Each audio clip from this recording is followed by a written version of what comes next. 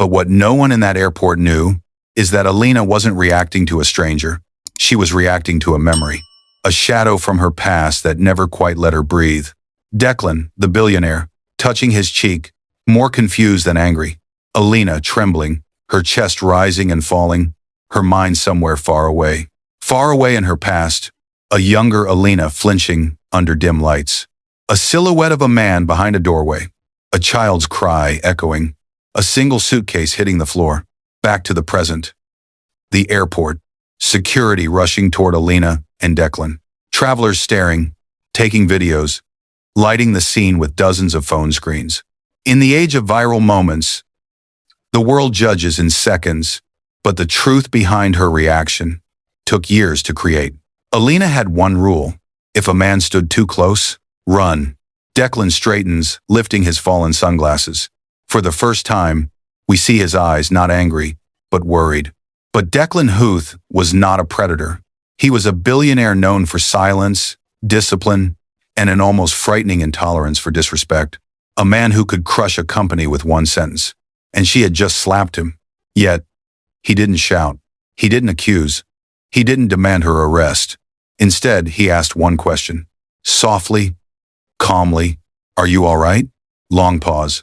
Because Declan saw something. Something that made him forget the sting on his cheek. He saw her fear, and he recognized it. Declan Huth, for all his wealth, understood danger more intimately than anyone knew. Two strangers. One violent misunderstanding. Both carrying the kind of scars money cannot erase. And fate was about to trap them together. The security guard reaches Declan. Security guard, muffled. "Sir, are you hurt? Should we detain her?" Adrian lifts a hand, stopping them. His gaze locked on Alina. In that moment, before she knew his name, before she learned the truth, before she realized the man she slapped would control her future, Alina made a discovery that froze her blood. Close-up of the ID badge clipped to Adrian's travel case. Declan Huth, CEO. Huth International. Status. In transit. 2. Los Angeles corporate headquarters. She hadn't slapped a pervert. She slapped the man who was supposed to interview her. In less than 2 hours.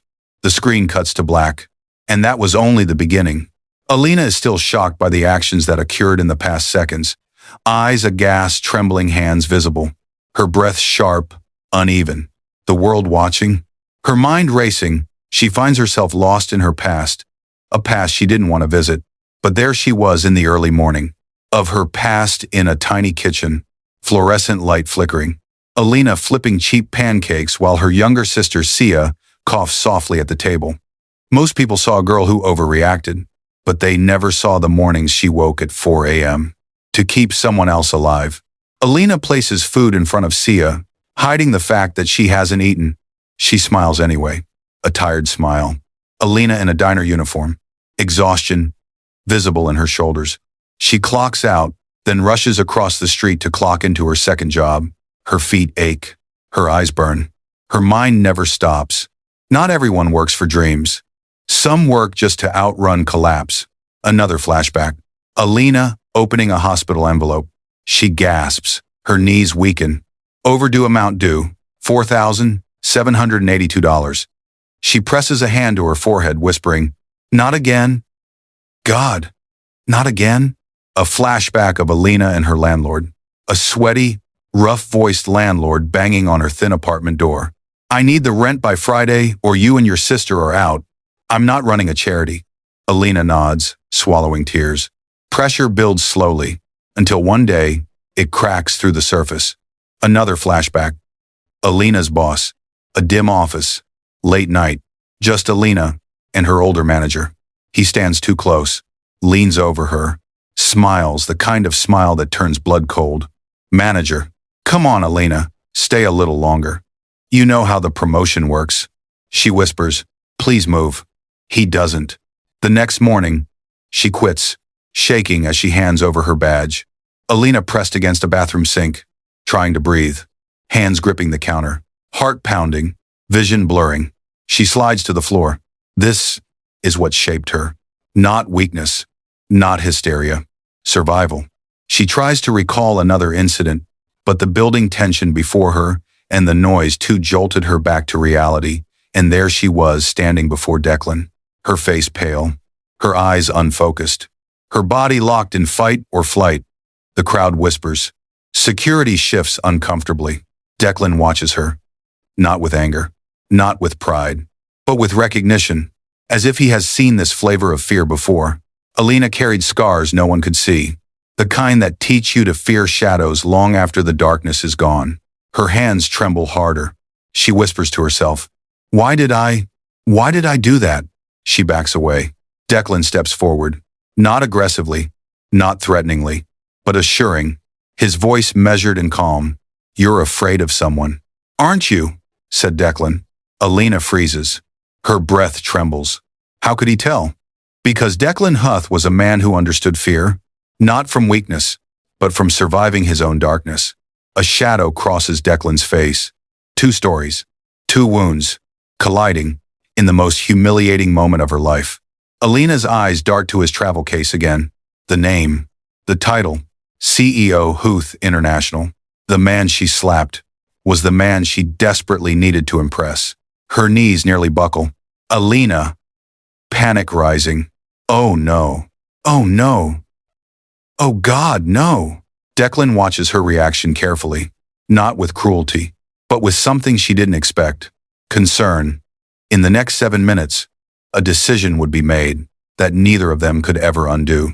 Declan Huth wasn't just wealthy. He was protected, monitored, insulated, not because he demanded power, but because power had once painted a target on his back. As they walk, Declan's expression gives nothing away. Self-contained, controlled, a man accustomed to navigating rooms filled with sharks. Inside the boardroom, a different Declan emerges. The glass doors open. Executives rise. Screens display financial graphs, global markets, shipping routes across continents. Declan sits at the head of the table. He doesn't raise his voice. He doesn't posture. He simply exists, and the room leans toward him instinctively. CEO honor nervous. We're projecting a 20% loss in the 3rd quarter. Declan raises a hand slightly. Silence falls instantly. He reviews the folder in front of him. Pages of complex international negotiations, supply chain fractures, and political risks. He absorbs it all with eerie calm. Declan, quiet authority. Reroute the Brazilian shipments. Freeze expansion in Shanghai. And send my proposal to the board in 20 minutes. An assistant blinks, stunned. Assistant. Sir, that's impossible too. Declan soft, but firm. It's possible. Let me worry about the backlash. The assistant bows and rushes out. He wasn't the loudest man in the room. He didn't need to be. But underneath the control, a shadow. Declan glances toward a reflective surface across the room. In the mirrored glass, his expression falters for half a second. A flicker of something raw, private, troubled. Then it's gone. Stone, standing behind him, notices. Stone. Low. Sir. The report came in. Declan stiffens. How close were they this time? Stone hesitates. That hesitation says everything. Closer than we expected, Stone said. Declan closes his eyes briefly. The mask returns. Most billionaires feared losing money. Declan feared being seen. Because the last time the world saw him, it nearly ruined him. Flashback. Declan's past. We see blurry news footage. Flashbulbs. Reporters shouting. Cameras crowded around a distraught woman making accusations. Declan stands behind his lawyers, expression tight, jaw clenched. A headline scrolls across the screen. Billionaire Declan Huth accused in scandal investigation underway. Reporters shove microphones forward. The woman cries harder. Declan remains silent. A second clip. All charges dropped due to false evidence. But the public damage was already done. His reputation had cracked. His trust in people shattered. He learned the hard way that wealth cannot protect a man's name once the world decides to destroy it. 1-7. Back to the present. Back to reality. Back in his office, Declan sits alone. He touches the bruise on his cheek, lightly, the one from Alina's slap. For a moment, his lips tremble in something that almost resembles a smile. Almost. Declan. Soft exhale. She really thought I was God. He leans back. But his face isn't angry. It's thoughtful, haunted, and intrigued. To anyone else, the slap was disrespect. To Declan, it was familiar. A stranger assuming the worst of him before knowing the truth. He taps his fingers on his desk, slow, steady, considering. Stone, careful. You want us to press charges? Declan looks out the window. Tall cityscape illuminated beneath him. A long silence. Then, he said, no. Stone blinks. Declan. She wasn't attacking me. She was defending herself. Stone nods slowly. Declan's eyes drop to the thin wallet on his desk, the one Alina dropped.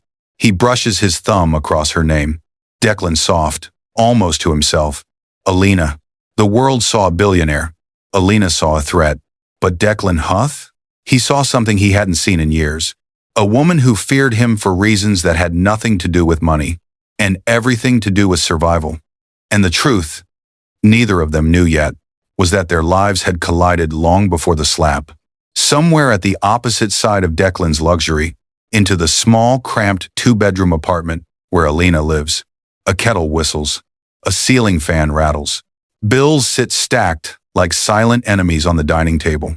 Alina reads the email again and again, her hands trembling. Huth Enterprises interview confirmation. Her throat goes dry. The words feel unreal. Her sister, Sia, peeks from the bedroom doorway, wrapped in a faded blanket. Sia, soft, smiling. You got it, didn't you? Alina nods, overwhelmed. For many, a job is a choice. For Alina, it was oxygen, a lifeline she needed to keep her family from drowning. As her reality, a life that doesn't pause. Alina always made sure she never left stones unturned. From measuring her sister's medication with practiced care to making cheap breakfast, rice and leftover broth, checking her bank account, blinking back frustrations and a hope for miracle. She always set aside a few coins for bus fare, returning her sister's blankets in the morning sunlight, everything doable to keep the family going.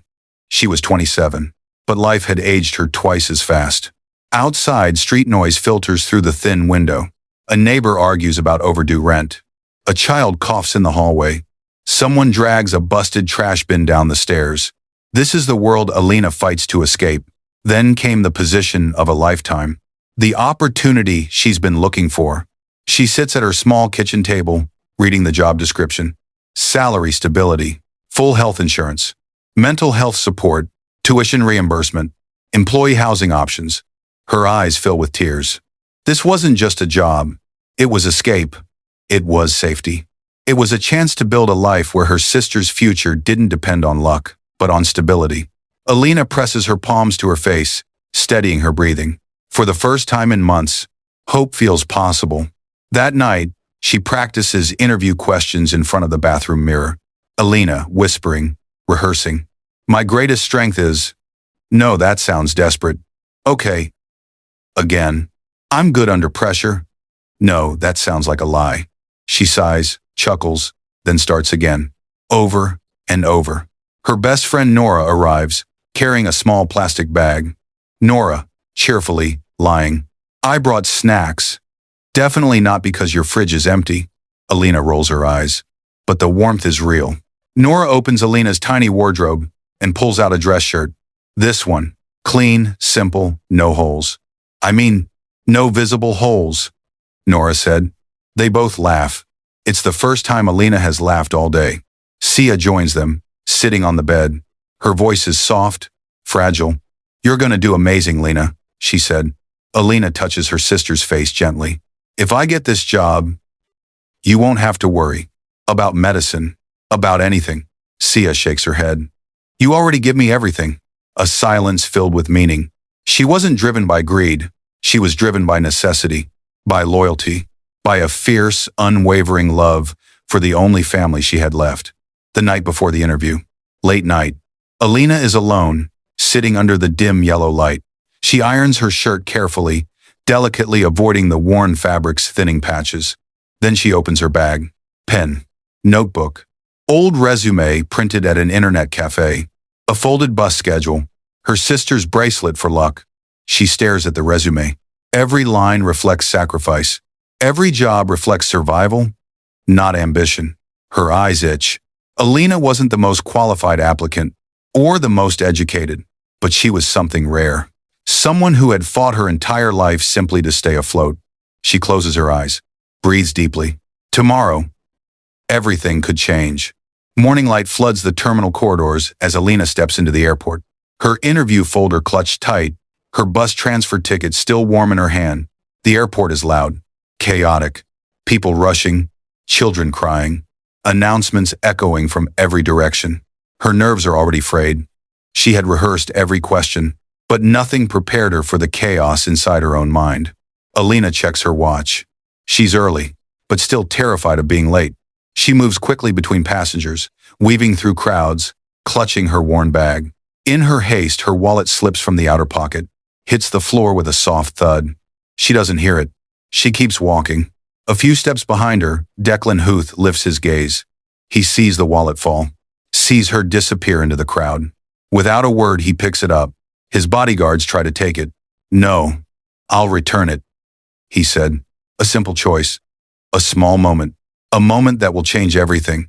Alina hurries toward the security checkpoint. Her breathing is shallow. Her mind is racing through interview answers. Behind her, Declan steps forward. He calls out gently, "Excuse me, miss," but the sound blends into airport noise. She doesn't hear him. He walks faster. She hears footsteps. Fast, firm, directed at her. Her muscles tense instantly. For most people, footsteps mean nothing. But for someone who's lived through fear, footsteps can sound like danger. Alina glances over her shoulder. A tall man closing the distance. Sunglasses, dark clothes, focused stare. Her heart slams against her ribs. Her vision narrows. Sound distorts. Everything becomes distant. She steps aside. He steps the same direction. "Oh, coon." She speeds up. He matches her pace. Her breath fractures. Trauma doesn't wait for convenient moments. It arrives when it wants. It doesn't ask permission. Alina backs near a column, her pulse racing, her hands trembling. Declan lifts the wallet slightly. "Miss, this belongs to you." To her, the words warp into noise. Her panic peaks. She turns sharply, a tear forming in the corner of her eye. Her hand flies before her mind catches up. The slap lands with the force of years of fear. Crack. The whole terminal freezes. Declan's sunglasses tumble to the floor, skidding across polished tiles. He stands there, shocked, stunned, silent. Murmurs ripple through travelers. A teenager whispers, "Did she just..." Phones rise instantly. Security takes notice. A woman gasps. A child starts crying. Alina stumbles backward, horrified by what she's done, but unable to speak, unable to breathe. Her hands shake violently. To Declan, it was confusion. To Alina, it was survival. She whispers, barely audible. "Alina, broken. I'm sorry, I'm so sorry." But her apology gets swallowed by panic. She turns and runs. Not dramatically, not theatrically. She runs like someone whose bones remember danger. Through the crowds, past staring strangers, past the echoing whispers. She doesn't look back. Declan touches his cheek, stunned. Not angry, not insulted, just trying to understand. He looks down at the wallet, still in his hand. In that single, unguarded moment, two stories collided. His, shaped by betrayal. Hers, shaped by survival. He watches the direction she fled. Stone approaches, tense. Who was that woman? Declan doesn't answer. None of them knew it yet, but in less than 2 hours, they would face each other again. Not as strangers in an airport, but as interviewer and candidate. Alina waits in the pristine glass conference room, her hands trembling even though she hides them beneath the table. She rehearses her opening line under her breath. "Thank you for the opportunity. I'm a fast learner. I won't waste this chance." Her voice cracks on the last sentence. The clock ticks loudly in the silence. A junior assistant passes by the glass wall, gives her a quick, sympathetic smile, as if sensing she's balancing on hope thin as paper. Then, footsteps, measured, calm, familiar. The door clicks, and when it opens, her world drops straight through her eyes. Declan Huth steps inside, not in airport lighting, not with the blur of panic distorting him, not as the man she slapped in a moment of pure, defensive survival. No, now he stands as the billionaire chairman of Huth Enterprises, her interviewer, the man who decides her future, Her lungs seize. He gives a small, polite nod, nothing dramatic, nothing vindictive. "Miss Alina," he says, voice smooth. Unreadable. "Thank you for coming." Her head spins so hard that she felt she was going to fall face flat in that room. He sits opposite her, opens her resume, and begins as if nothing extraordinary happened between them just hours ago.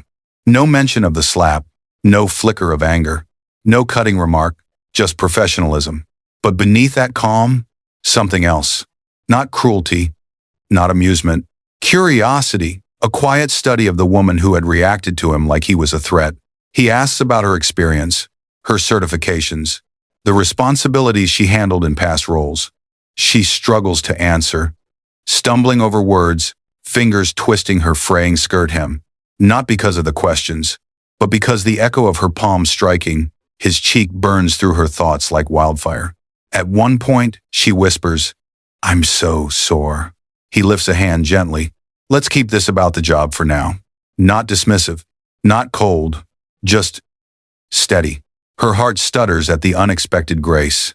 She straightens her posture, breathes, slowly, focuses, and for the first time in a long time, she speaks with clarity. She explains her multitasking abilities, her familiarity with data systems, her history of managing pressure, real pressure, life pressure, survival pressure. Declan listens, actually listens. His eyes don't wander. He doesn't interrupt. He watches her with the focus of a man who sees beyond words. Halfway through, he asks, "And what would you say is your greatest strength, Miss Hale?" She opens her mouth instinctively to give the typical interview answer, then stops. Honesty pushes through fear. "My strength," she murmurs. "I don't give up. Even when everything in my life feels designed to break me, I still show up." It's quiet, raw, unpolished, but undeniably real. Declan's expression shifts barely, but enough for her to see something flicker behind the mask. Respect, and something softer, something like recognition. Some meetings are coincidence. Others are fate correcting itself. The interview continues smoothly, neutrally, professionally, yet laced with an unspoken tension neither can name. When it ends, she gathers her bag with shaking hands. She stands. He stands. Their eyes meet hers, filled with fear and regret, his with unreadable restraint. "Thank you for the opportunity," she whispers. Declan nods once and instructs her to wait for the second interview assessment. Anila's mind wobbles. She feels her heart move down to her belly. "Another assessment?" she said. She forced her eye to meet Declan's eyes, but it was difficult. She nods to an affirmation and walks shakily out into the waiting lobby. The moment Declan leaves, the door closed behind him.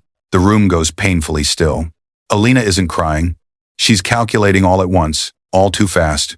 Did she blow the interview? Did he recognize her? Is he waiting for security? Is she going to be blacklisted from every professional network ever?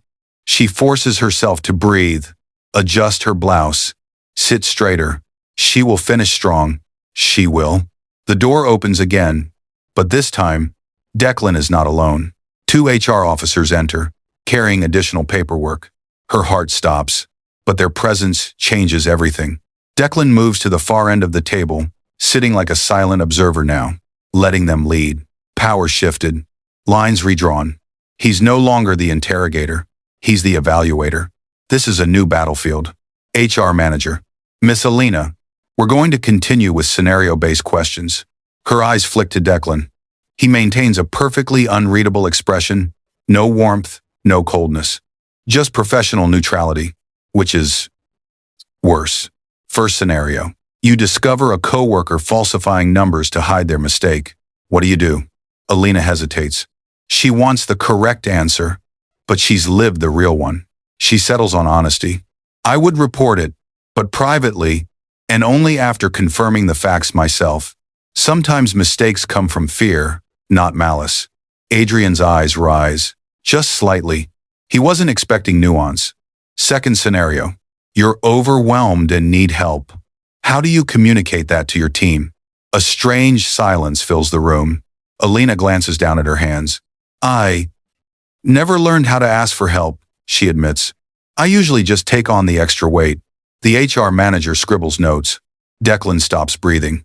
Not visibly, but she feels it, a shift in the air. almost like she accidentally revealed something he knows too well. Third scenario.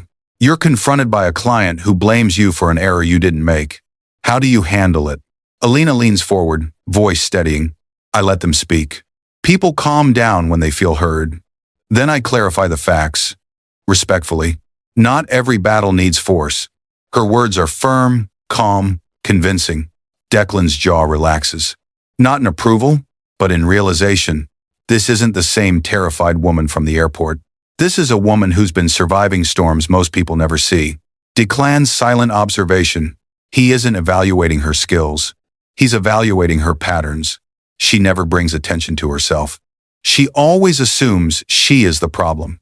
She never burdens others, even when she should. And when faced with aggression, she doesn't escalate. She escapes. It all clicks into place.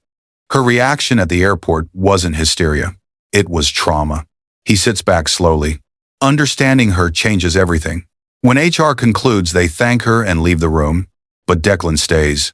Just the two of them. The air shifts again, not hostile, not charged, just unfamiliar. He takes a moment before speaking. Miss Alina, he says quietly, your answers were unexpectedly thoughtful. Thank you, she whispers, unsure if it's praise or a setup. He doesn't smile, but something in his eyes softens, not enough to read, just enough to confuse. Then he stands, offering a polite nod. We're done for today. You'll hear from us soon. No mention of the airport. No hint of recognition. No reference to her earlier crack in composure. Just professionalism. But the tension he leaves behind is enough to fill the entire room. She didn't know it yet, but she had just dismantled every assumption he held and replaced them with questions he could not ignore. Alina stands in her tiny kitchen later that night, staring at her phone screen as if it's lying to her. Her hands shake. Her breath catches. The words don't make sense at first. We are pleased to inform you. You have been selected. Welcome to Huth Enterprises.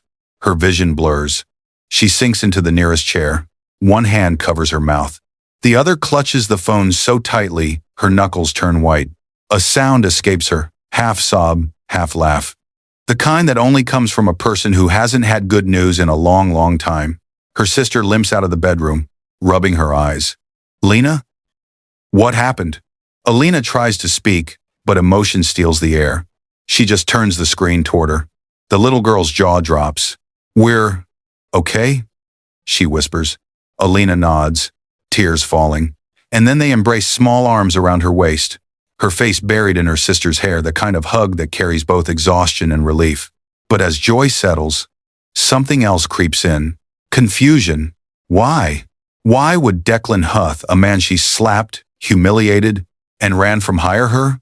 Why would he choose someone with second-hand shoes, a patchwork resume, and a panic-triggered reflex that nearly got her arrested? Why would he choose her? She scrolls through the email again, reading between lines that aren't there. No explanation. No personal message. Just an official employment offer. Cold, formal, untouchable. And yet, it feels like a message meant only for her. Back at Declan's penthouse office, dimly lit. City lights flicker in the glass like shifting constellations. He stands alone at the window, hands in his pockets. His assistant enters quietly. She accepted the offer, sir. Adrian doesn't look away from the skyline. Good, he says simply, but his reflection reveals something his voice doesn't.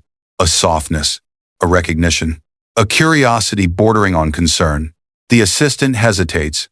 Do you want security to monitor her, just in case? He turns sharply, not angry, but resolute. No, she's not a threat. The assistant nods and leaves. Declan remains still, the city lights painting him in fractured glow. But behind his calm posture, something unsettles him. He keeps replaying it in his mind. The fear in her eyes, the tremble in her hand before the slap, the apology she swallowed instead of speaking, and the strength she showed in that interview, quiet, almost invisible, if you're not the kind of man who knows how to look for it. Cut back to Alina at late night. The apartment is dark, except for the glow of a cheap desk lamp. She prints the contract pages. The printer sputters weakly, like it's struggling but trying its best, much like her. She reads the benefits section. Health insurance, housing, stipend opportunities, employee protection policies, Career advancement paths. Her fingers trace the lines like fragile promises. Her sister falls asleep on the couch, clutching the printed first page like a treasure. Alina returns to the contract, flipping it over, rereading every sentence, and that's when she sees it. A note in the email, footer standard, corporate, overlooked by most applicants, hiring manager, D. Huth. Her stomach drops. Her pulse quickens. Her hands sweat. He didn't just witness her slap him. He didn't just interview her. He personally approved her hiring. It wasn't charity. It wasn't guilt. It was recognition. But recognition is a dangerous thing because it can mean admiration, curiosity, or something far more complicated. Alina sits back in her chair. The weight of the decision slowly settles. She got the job, but she has no idea why. And the truth, the real truth, is a quiet storm brewing just out of sight. Because Adrian Voss didn't hire her out of kindness. He hired her because of something he noticed the moment she raised her hand in fear. Something she doesn't yet understand. Something that will change both of their lives. Alina steps into the massive glass building of Huth Enterprises like someone entering sacred ground. Marble floors, silent elevators, hundreds of confident employees moving with purpose. She keeps her head down, avoids eye contact, copies the posture of everyone around her. Being invisible has always been her safest strategy. She clutches her onboarding folder like a shield. Her badge photo is crooked. Her shoes are scuffed. Her hair is tied back in a careful attempt at professionalism. She hopes no one notices, but they do. They always do. Office gossip, the invisible war. Whispers ripple around her cubicle. She's the new one? She looks inexperienced. Did she get hired because they're desperate? No, HR said Mr. Huth approved her personally. Wait, personally? He never does that. Alina pretends not to hear, but every word lands. Every stare stings. Still she works, quietly, methodically. Her survival has always depended on her ability to adapt. Declan passes by the analytics floor with two board members, his expression unreadable. He doesn't pause. He doesn't speak. But his eyes flick just once toward Alina's desk. A subtle check, a silent note. He takes in everything. Her posture, her precision, the way she double-checks numbers, the way she mutters corrections under her breath. But more than that, he sees her caution, the way she anticipates conflict before it happens, the way she moves to give people space, the way she shrinks, just slightly, when voices rise nearby. It tells him more about her than her resume ever could. On her third day, she receives a data set for internal forecasting. Her coworkers rush through it, eager to finish early. No one is paying attention, except her. Something feels off. A number doesn't align with the rest. A date mismatch. A minor error that looks insignificant until she traces it further. One line error leads to another, and another. She pulls up last quarter's reports, rechecks vendor invoices, runs the numbers twice, then 3 times. Her heart pounds. If these figures went through, the company could lose nearly $6.8 million in the next fiscal cycle. She hesitates. If she brings this up, someone will accuse her of overstepping, of trying too hard, of being the new girl who thinks she knows everything. But the truth matters more than the fear. So she stands, walks to her supervisor, voice trembling, but steady enough. I think there's a critical error in the data set. Here, and here, and here. Her supervisor barely glances up. We don't have time for this, Alina. It's serious, she insists softly. Please, just check. Annoyed, he grabs the papers, reads, pauses, reads again slower this time. Then his face drains of color. Who gave you this? He demands. Analytics Team B. He curses under his breath and rushes out of the room, frantic. Alina returns to her desk quietly. No one congratulates her. No one thanks her. But the office atmosphere shifts subtle but present. People look at her differently. Not kindly, not warmly, but with caution. As if realizing the quiet girl might matter more than they assumed. At Adrian's office, her supervisor bursts in with the corrected projection charts. Sir, we avoided a massive miscalculation. If this had gone through, Declan doesn't react with surprise. He simply asks, who caught it? Alina Scott, the supervisor, replies reluctantly. And for the first time since the airport, since the interview, since the moment she unexpectedly slapped him in fear, Declan's expression changes, not into a smile, not into approval, but into something deeper, recognition, not of her mistake, but of her mind. He leans back, fingertips together. Keep an eye on her work, he instructs, quietly. The supervisor nods and leaves. But Declan doesn't return to his spreadsheets. He stares at the closed door, thinking, calculating, understanding something he cannot yet name. 5 minutes to closing for the day during the weekend. She organizes her desk meticulously, a habit born from past mistakes, where leaving one thing undone could cost her everything. When she stands, her legs ache, her shoulders throb, but her spirit feels lighter, just a little. As she's leaving, she hears 2 co-workers behind her. How did she even notice that error? No idea. She's either lucky or she's smarter than she looks. She doesn't turn around, but she walks a little straighter toward the elevator. In a place built on competition, she chose integrity. In a world that underestimated her, she proved her worth quietly. And someone was watching. Fade in a different Declan. Not the billionaire in immaculate suits. Not the CEO surrounded by advisors. Not the untouchable figure headlines whisper about, but a man alone in his penthouse. Tie loosened, shoulders tense, breath uneven. The room is quiet, too quiet except for the distant hum of the city below. He sits on the arm of a leather chair, elbows on his knees, fingers pressed to his forehead as if holding back something heavy. A ghost, a memory, a fracture. Power doesn't erase trauma. Wealth doesn't protect the heart. Not all scars are visible. And Declan Huth carried one the world never apologized for. Flashback, 5 years earlier. Muted tones. Slower frame rate. The past feels colder. Declan exits a restaurant with a woman, elegant, warm, laughing. Her name, Elena Marquez, an investigative journalist known for integrity.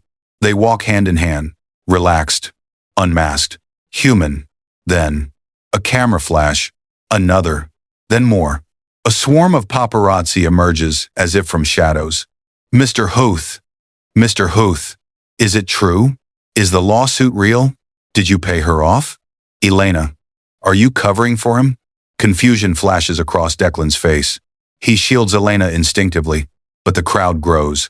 Shouts, accusations, fabricated claims shouted as if they're facts. Then the tabloid headline the next morning. Billionaire predator, secret scandal emerges. A claim from a source that never existed. A story built on fiction, but the world believed it anyway. Because that's what the world does. Elena stands in his apartment, trembling, not from fear of him, but fear for him. Declan, we'll fix this, she promises. He gives a tired smile. We? He echoes bitterly. They already decided the story. The next weeks are a blur of legal statements, press conferences, and public harassment. Corporate partners pulled back. Investors panicked. Social media burned his name for entertainment. No evidence. No truth. Just noise. Relentless, merciless noise. Elena tries to stay. She tries to hold on. But guilt corrodes her. Not because she believed the rumor, but because she couldn't protect him from it. She breaks down one night, whispering the words he feared most. I'm not strong enough for this. She leaves. Not angrily. Not violently. Just quietly. Like a light going out.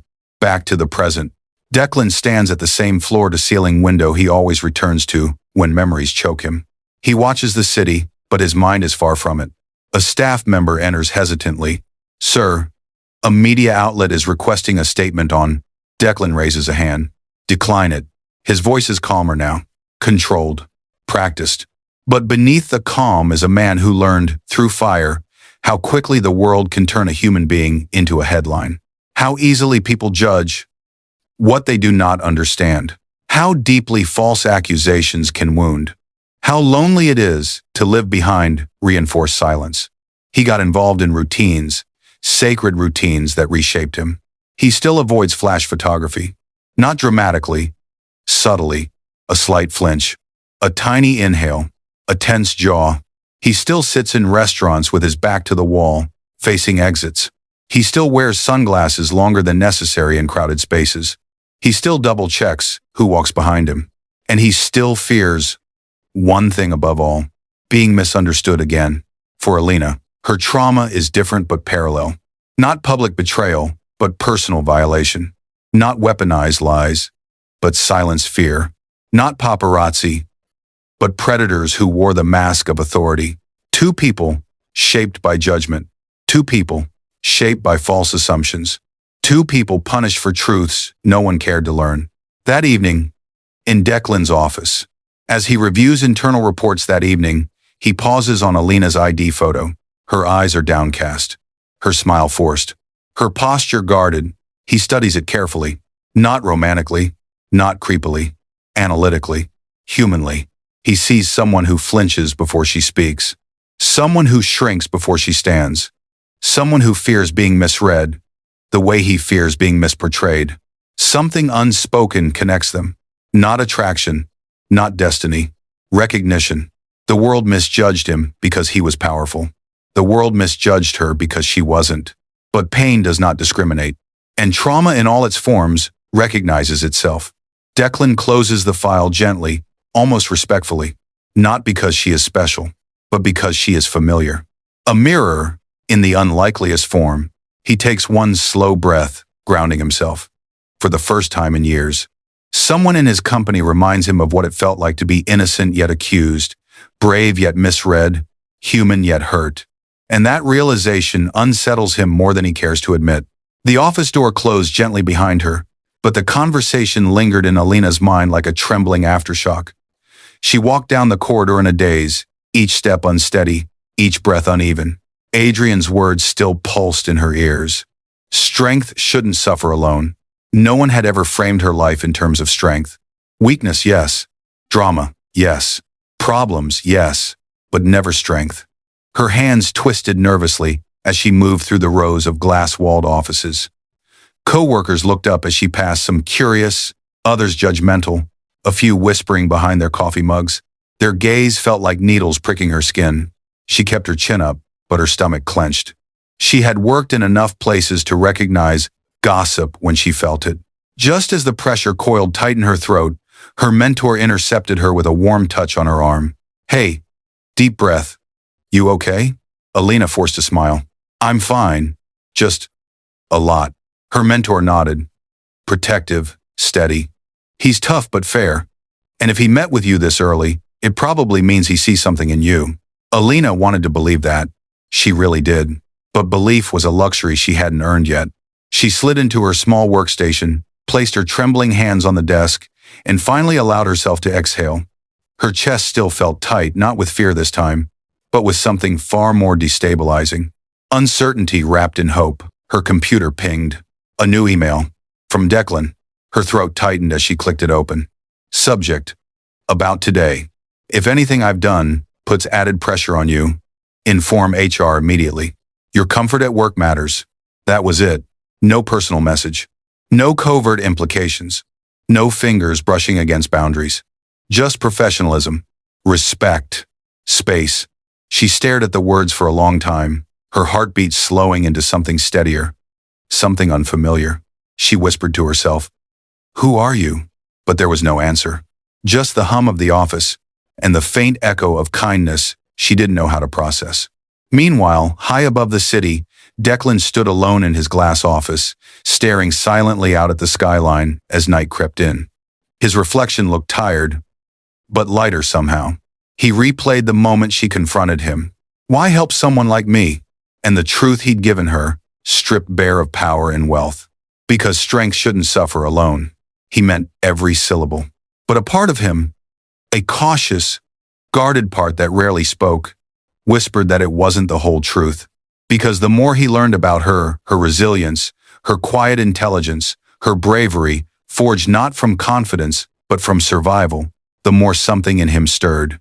Not attraction, not admiration, recognition of someone who was misunderstood by the world in the same ways he once was.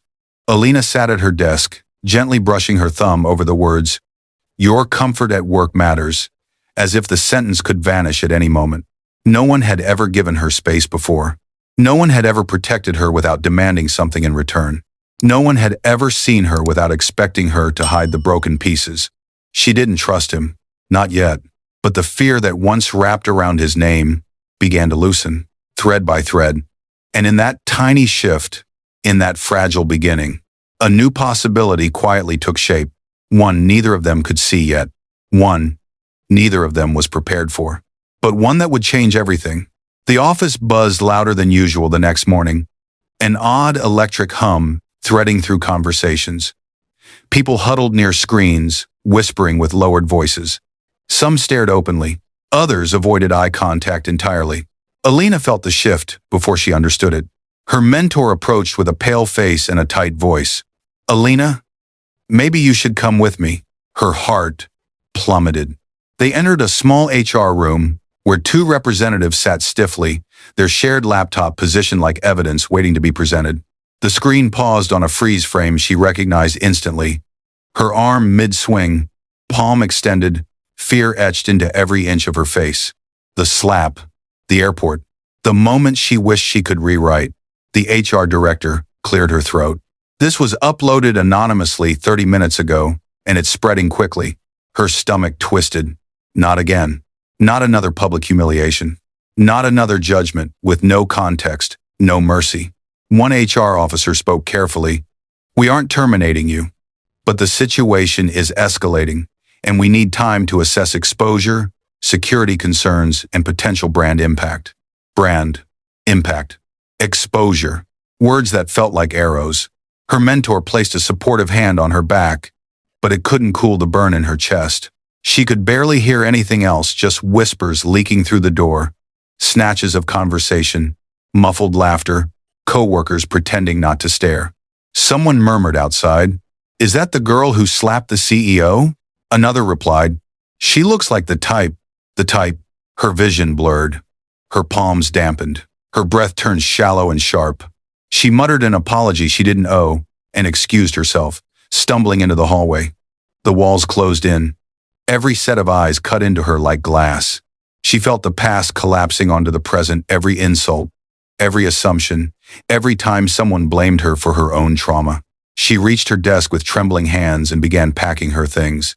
Her notebook, her printed schedule, a picture her sister drew. She didn't make a scene. She didn't cry. She just folded in on herself, the same silent way she'd learned to survive everything else. She zipped her bag and turned toward the elevators. The doors slid open. Declan stood there. No entourage, no assistant, no armor. Just him. His gaze dropped to the bag in her hand, then rose to her face. He stepped out, letting the elevator close behind him. "Where are you going?" She avoided his eyes. "I shouldn't be here. You saw the video. The whole world is seeing the video. I'll just bring more trouble, more noise." Her voice cracked at the end, humiliation bleeding into exhaustion.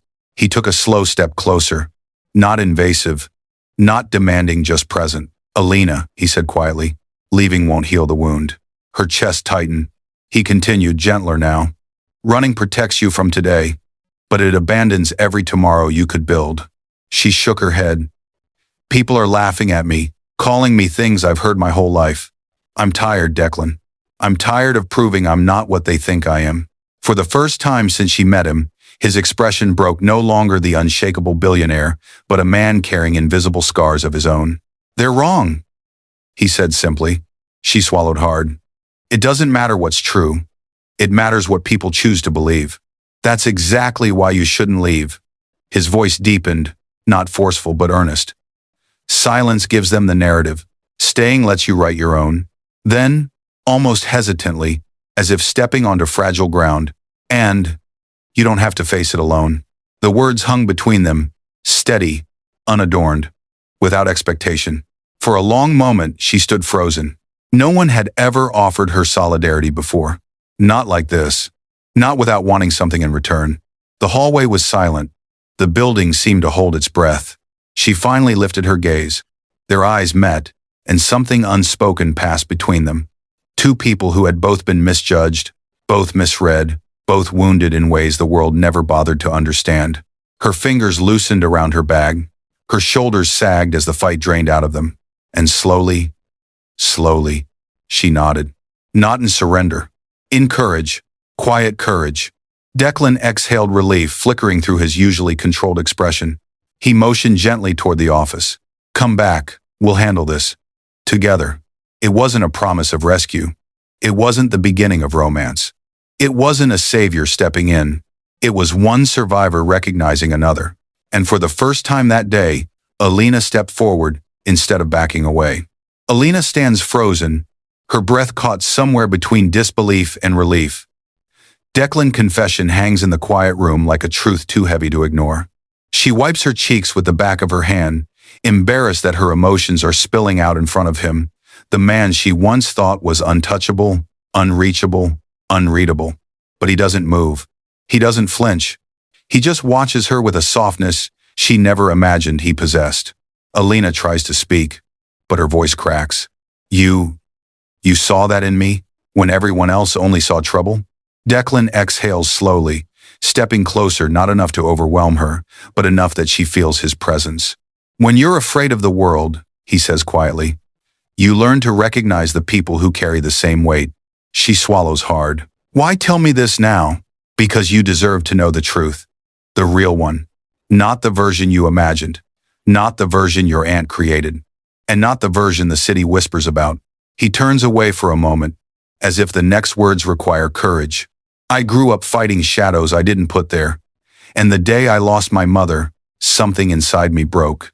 He pauses, jaw tightening. Everything after that became about control. About never feeling powerless again. But that night, his eyes flicked back to her.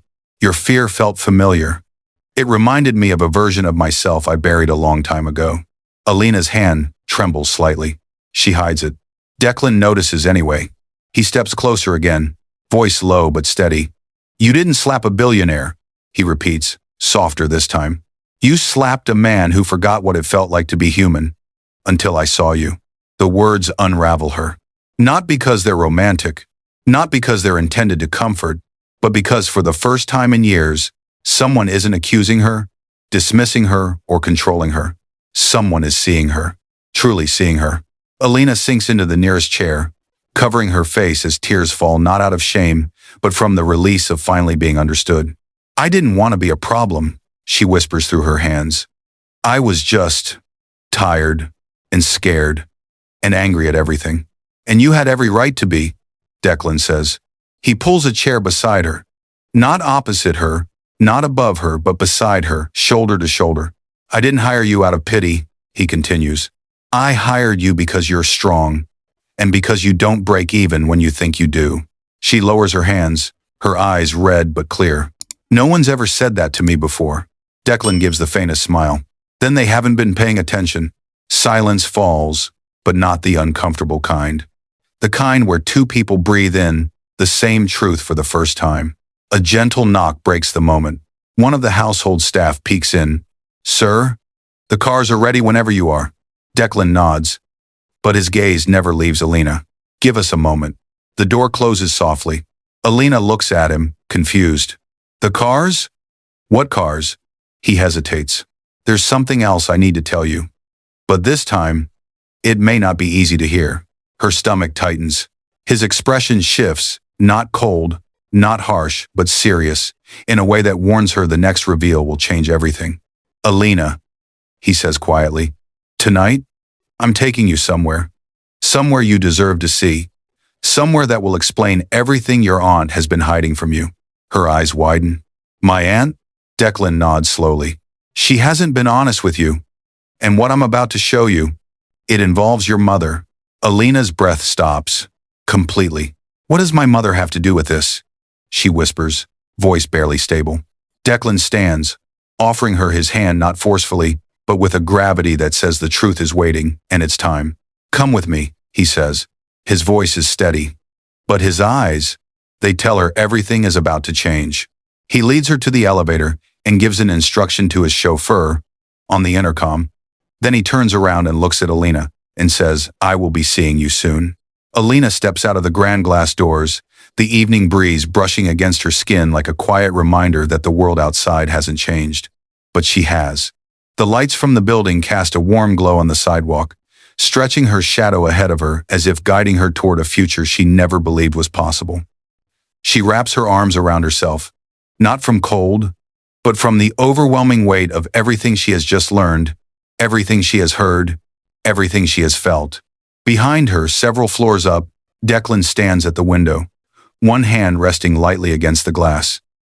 He watches her as though she's a piece of his past and his future, standing at the same crossroad. The expression in his eyes isn't possessive or entitled, it's thoughtful, almost protective, the kind of look a man gives when he realizes someone changed him without ever trying to.